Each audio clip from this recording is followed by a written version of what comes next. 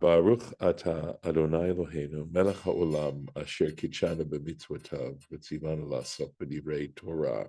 And welcome. And I'm not going to forget this morning to share the screen if it'll allow me to do that. And for some reason, I have something else here. Let me go back. Sorry, sometimes doesn't show up. So let's go here and try again. My computer is a little bit on the slow side. Probably have too many apps open. There we are. So we have actually made a lot of progress in this particular parsha, Miketz, because we have already covered the opening of the parsha, which deals with Pharaoh's dreams. We have already dealt with Joseph's meteoric rise in fortune, taken from the prison up to being second in command only to Pharaoh, and how by interpreting Pharaoh's dreams and offering a very sound policy as to how to deal with the upcoming famine. Pharaoh has put him in charge. He's second only in command to Pharaoh. And then we, of course, read about how the brothers come down to Egypt because there is a famine and they have to come down, and Egypt's the only place where you can procure food. And now they're going to the place where, as far as they know, they had sold Joseph. And so what's happening is they are looking around, even though this isn't stated explicitly. The Torah is allowing us to use our own imaginations as to how they must have felt. You can only imagine, selling your brother into slavery isn't something that you forget in a hurry. And now that they're in Egypt, they must be looking around everywhere to see if they can possibly find him. And when they actually arrive to see Joseph, whom they don't recognize, and he recognizes them, he accuses them of being spies. And of course, because they've been looking around everywhere, that particular accusation is sticking, although, of course, they're not spies. And they say to each other, right where we left off, they're telling each other this must be a punishment, that God must be judging them for what they did before. And Reuben says to them, I told you not to sin against the boy, and you didn't listen to me. This is exactly the previous sentence right in there. And he says, and now his blood is required of us. And the implication is that Reuben is not aware of this sale of Joseph. He actually thinks they killed him. So they're saying this to each other in Hebrew. They're talking Hebrew to each other. Vehem lo yadu, and they didn't realize ki shomei Yosef, that Joseph was listening and understanding what they were saying. Ki hamelitz beinotam, because there was an interpreter between them. So they didn't realize. They thought that Joseph didn't understand Hebrew because there was this interpreter who was interpreting them to Joseph. Here we are. Vehem lo yadu ki shomei Yosef. They didn't know that Joseph was listening, mevin leshonam, understanding their tongue. Uvefanav hayu midabrim, and they were speaking right in front of him. Chen. Ki hamailitz beinatam, because the interpreter was between them.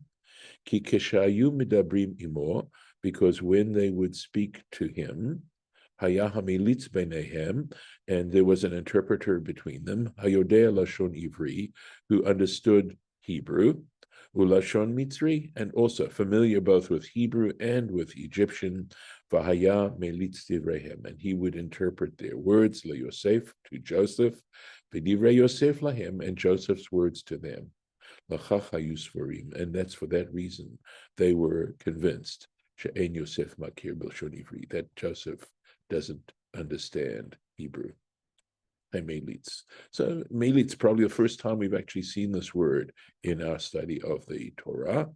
And so he explains, interestingly enough, Ze Menashe, that there's a tradition that it was actually Joseph's son, Manasseh, Beno, his son. So possibly because it talks about ha-melitz. Doesn't say melitz, it doesn't say an interpreter was between them. It says the interpreter. So possibly a reason why it's that way. So just to finish, make sure we've done everything here. Joseph's reaction. Vayisov me'elahem va'ayavke. And he turned away from them and he wept. He must have been so emotional. You can only imagine what emotion he must have felt at the time. Vayashuv alehem, and he returned to them. Vaydaber alehem, and he spoke to them. Vayikach me'itam et Shimon, and he took Simon from them. Vaye'esor oto lenehem, and he imprisoned him in their presence, right? In their eyes. So some details here that need some clarification. Vayisov me'alehem, he turned away from them. Nitrachek me'alehem. So what we should understand is that he distanced himself from them. Shelo giruhu bocher, so that they wouldn't see him crying, weeping. Vayev, and he wept. Lefi sheshama, why did he weep? Because he understood, he heard, shayu mitchatim, that they regretted what they had done. They were articulating words of regret. Et Shimon, so why Shimon? And according to Bereshit Rabbah, hu ha'eshlicho labor, he was the brother who cast him into the pit. Hu she'amar leLevi, and also he was the one who said to Levi back in the previous parsha, when Joseph was approaching the brothers, having been sent to check in on them from their father, Hine Baal HaChalamot, here is the dreamer, Halazeh Ba, who's coming here. The dream, of course, a sarcastic reference to Joseph after he told his brothers those early dreams he had. Davar Acher, another interpretation. Nitkaven Yosef la'afrido miLevi. Joseph intended to separate him from Levi. And again, what's happening here in this analysis is we're going back to previous stories and finding a relevance to seeing them as foreshadowing what's going on now. Shema yityatzu shnehem laharogoto, lest they take counsel with each other, the two of them take counsel to kill him. And remember, we know that Shimon and Levi were these violent brothers in the incident of Shechem, that basically they were the ones who instigated the whole thing. Vayesor otolenehem, and he bound Simon up in front of them. Lo isro ela la'enehem. So he says, the careful looking at this text, why la'enehem? Why davka right in front of them? And the interpretation, the traditional interpretation is, he only bound him up before them, in their presence. Vekevan sheyatzu, and the moment they departed, he took him out, he took Simon out. Vehechilo, he gave him food. Vehishkahu, and he gave him drink. He gave him food and drink, and treated him well. So the plot is thickening. Vayitzav Yosef, and Joseph made a command. Vayimalu et kleihem, they filled up their vessels, bar with grain, ulahashiv kaspehem ish el sakom, and to return their money, each man to his sack. In other words, to give them back their money. Each individual would give back the money they brought to buy the grain. V'latet lahem tzeda laderech, and to give them food for the way, food for their journey. Vayas lahem came, and so his servant did this. They performed what Joseph told them to do. No Rashi till 27. Got it. Okay, onwards. So what's going on here? What is going on here is that Joseph, now encountering his brothers for a second time, wants to know whether or not they really, really regret what they did. And so he doesn't want to reveal himself to them until he himself is convinced that, in fact, they really care about what they did. It's one thing to express regret, and it's another thing not to repeat the offense. In other words, true tshuva is when you feel regret, and then you have an opportunity once again to commit the offense that you committed before, and you don't do it. When you truly do tshuva, you will not repeat what you did that got you into trouble to begin with. And that's what Joseph is doing. He is going to set them up and give them an opportunity to commit the same offense once again. Because as Rachel's son, he was the favored son. And of course, now he's not around, but there's another son of Rachel out there, and that's, of course, Benjamin. And so he's going to make it easy for the brothers, figuring that the brothers are probably just as jealous of Benjamin as they were of him. And so he's going to give them that opportunity to do the same thing, to get rid of Benjamin, going to make it real easy for them and see how they react. And then he's going to know whether or not they were sincere. So this is a very powerful element. And what's so lovely, too, is that the story doesn't tell you what I just told you. You have to figure it out. And but that's really what's going on here. It's an incredible story about tshuva, about repentance, regret, and reconciliation. And that the two go hand in hand. That we commit offenses against one another. And the question is, are we willing to really regret what we did? And are we willing to reconcile?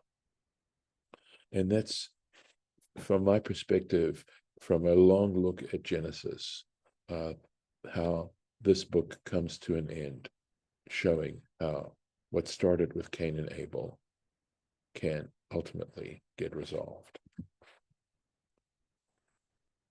So, onwards. Vayis'u et shivram al chamorehem, and they carried the grain shivram, we're talking about produce, whatever here, al chamorehem, on their donkeys. Vayelchu misham, and they left. So they put the sacks, the grain on their donkeys, and they took off. Vayiftach ha'echad et sakol, and one of them opened up his sack, latet mispo l'chamoro b'malon, to give provender to his donkey at the malon. Well, that's the modern Hebrew word for hotel.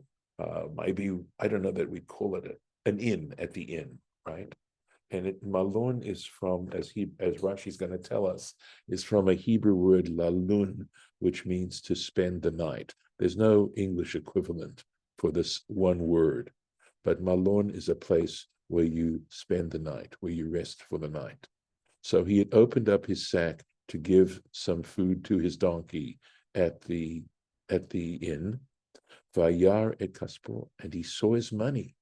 Vahine hu befi amtachto. And in fact, it was right at the mouth of his sack.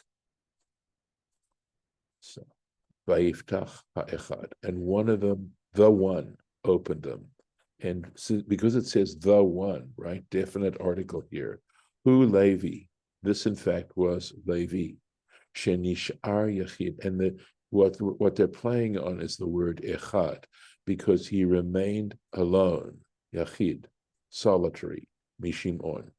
He had been separated from Shimon ben Zugo, his partner in crime. Right? B'malon, And Rashi explains the word malon, b'makom shelanu balayla. And the English word, by the way, is overnight. That Okay. is a verb. Okay. You can overnight at in Houston on your way to It Mexico sounds or something. right. It sounds like a push of the a push as a verb, but yeah, okay. So they I'm not sure what you're saying. You mean that it didn't originally, you mean that it wasn't originally a verb and now it is? Yeah, I have a feeling. That's But true. That is definitely true. It didn't start off as a verb. Sounds like an Americanism, if you want to know the truth. But nonetheless, that's a verb now. Yes, it is. I'm not there to argue. Okay.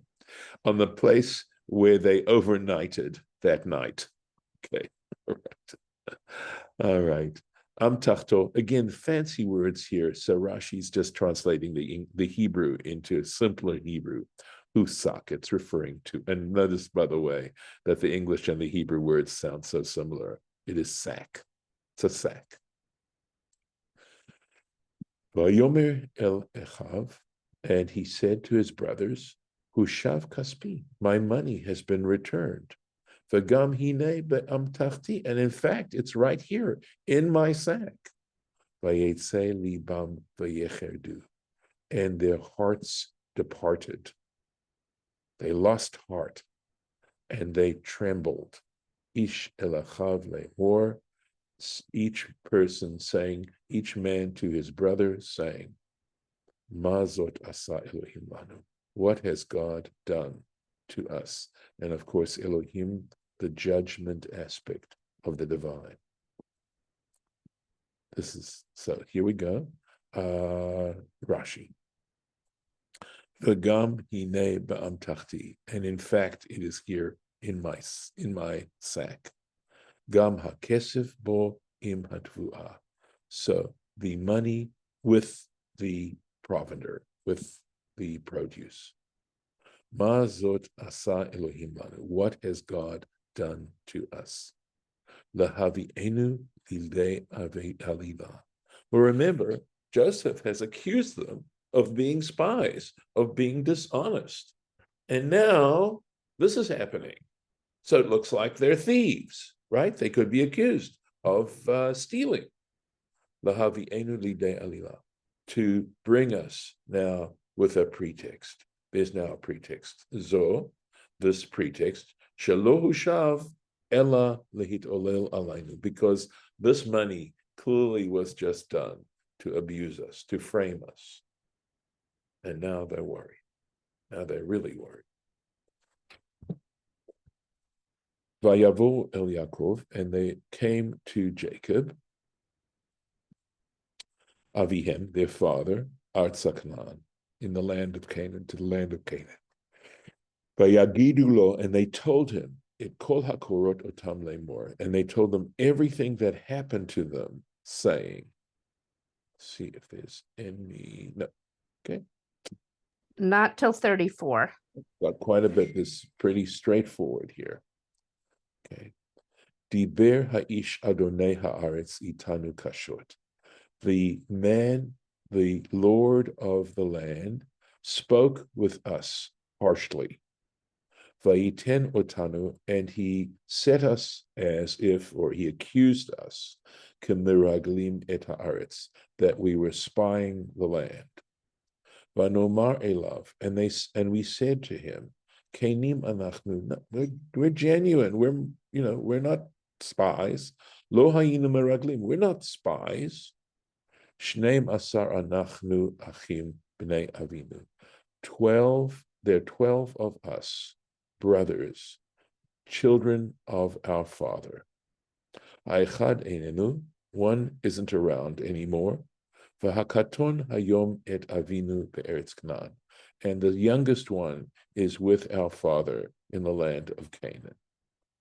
Vayomer eleinu ha'ish Adonai haaretz, and the man that is the Lord of the land said to us, Bezot eda, this is how I will know, ki kenim atem, that you are genuine. I'll only know this way. This is the way I'm going to know it. Achichem ha'echad hanichu tu iti, leave one of your brothers with me. Ve'et ra'avon batechem k'chu v'lechu, and the hunger of your homes take and go. So in other words, satisfy the hunger back at home. V'haviu et achichem hakaton elah, and bring your young brother, your little brother, to me. Ve'ed'ah ki lo meraglim atem, and then I will know that you're not, in fact, spies. Ki chainim atam, but rather you are genuine. Ve'achichem eten lachem, and I will give you your brother. Ve'et haaretz tischaru, and you can wander around. You can go around the land wherever you want. Now, tischaru usually, a socher means a merchant, and Rashi is going to explain the use of this verb here. Ve'et haaretz tischaru. So he says, tisovavu, you can go around. You'll have free movement around the land of Egypt. V'chol lashon sochrim, and he says, all language that involves merchants, uschora, and schora would be like business, right? Selling. Al Shem, it's the reason why it's got this connection. Shem machazarim v'sovavim, because a merchant has to go around and seek out achar pragmatia for his trade. He has to go around all over in order to sell his merchandise, etc. Right. Vayhi hemerikim. So this is it. And it was that they were emptying out sakehem, their sacks. V'hine ish tzror kaspo b'sakol. And behold, and in fact, every man had his purse of his money in his sack. Vayir'u et tzrorot kaspehem, and they saw the purses of their money. Hema va'avihem, they and their father, vayir'u, and they were afraid. They were concerned. I mean, deeply concerned. So the word tzror can be understood as a bundle, right? Something tied up. And that's what Rashi says, kesher kaspo, right? The tied up, his tied up money, the money tied up. Vayomer alehem Yaakov avihem, and Jacob their father said to them. By the way, I notice how it says Yaakov avihem, their father, right? Just talking about the relationship and what was ironic about it. So Jacob their father said to them, Oti shikaltem, you have made me bereft. Yosef einenu, Joseph isn't around. V'Shimon einenu, and Shimon isn't around. Ve'et Binyamin tikachu, and you take Benjamin, alai hula, hayu hulanu, and it's going to mean annihilation for me. You're going to take all three of my children, right? So, oti shikaltem, you have made me bereft. Melamed shechashdan shema harguhu.